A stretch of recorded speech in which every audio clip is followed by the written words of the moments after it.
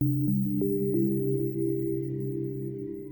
know the human papillomavirus is one of the main reasons, 99% of cervical cancers are caused by the human papillomavirus. But how does the virus transmit? Sure.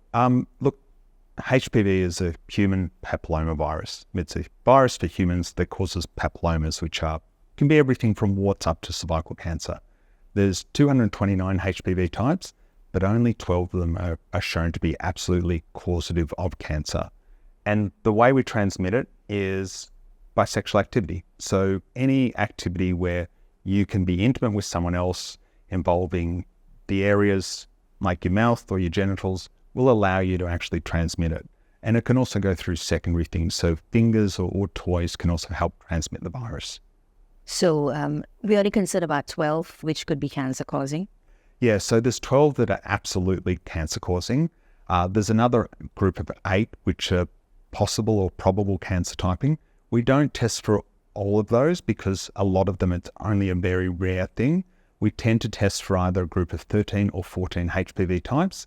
And the International Society for Papillomavirus has said you shouldn't test beyond those 13 or 14 types. You know, David, it takes a few years for it to become cancer. What happens in between? Sure. So pretty much everyone gets a HPV infection at some point in their life if they've had sexual activity.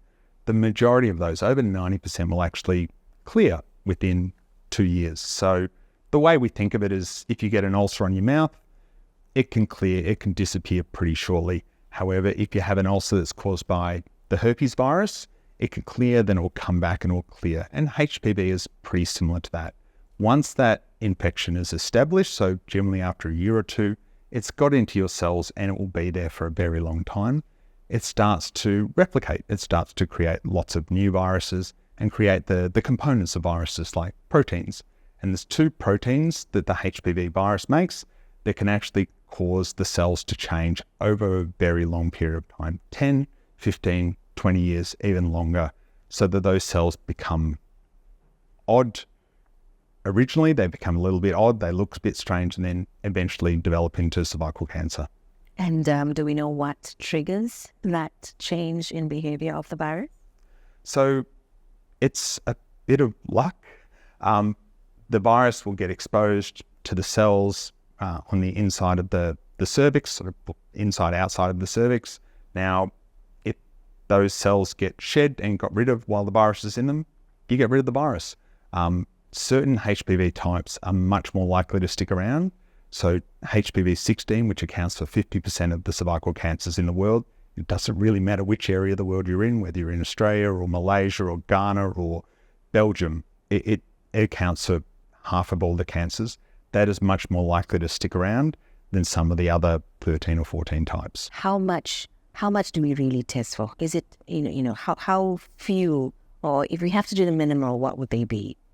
Sure. Look, that's a really good question. As I said, look, the advice from the International Papillomavirus Society, and in fact, all of those, slightly less than 20 clinically validated assays, only one of them doesn't use 13 or 14 and that uses 15. So we have sort of that fixed number. And the reason we have that fixed number is because those types are associated with cancer. So I've said HPV 16 and 18 account for about 70% of cancers. And we're certainly aware that people are trying to market assays that just test for those 2. And look, that's okay.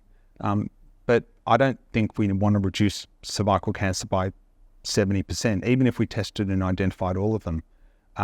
Particularly the problem with those is we've had a vaccine for 16 years targeting exactly those 2 types. So if you have a vaccinated population and you're only testing for those 2 types, you're going to miss potentially most of the cancers caused by the other types. So we have these 14. So those 16 and 18 make up 70% of cancers. There's another 5 that are in the next generation of vaccine called the Gardasil 9, which was, I believe, accredited in 2014 in the US. And those 5 make up another 15 to 20%. It varies a little bit. And then we have another 7 types, which probably account for about 5% of cancers. So they're the ones they're talking about now. 16, 18, again, they cause the majority of cancers, but we need to test for the others because 25% of cancers is still a lot of cancers. And if we're not testing for those, we will not identify them. And they are the group that are not actually going to get really any protection from the vaccination that's currently available in those who are in the screening age. So the 13 or 14 types is designed to try and get the balance between detecting the HPV-associated cancers, but also not giving you too many false positives. So the work, I think the first longitudinal, so the long-term 10-year study of looking what happens if you get a HPV negative 10 years later, I believe that came out in 2005, so nearly 20 years ago.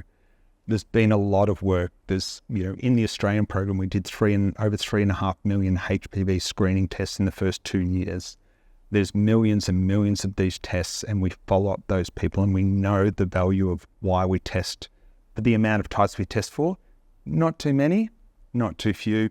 It's a bit of the Goldilocks zone of molecular testing.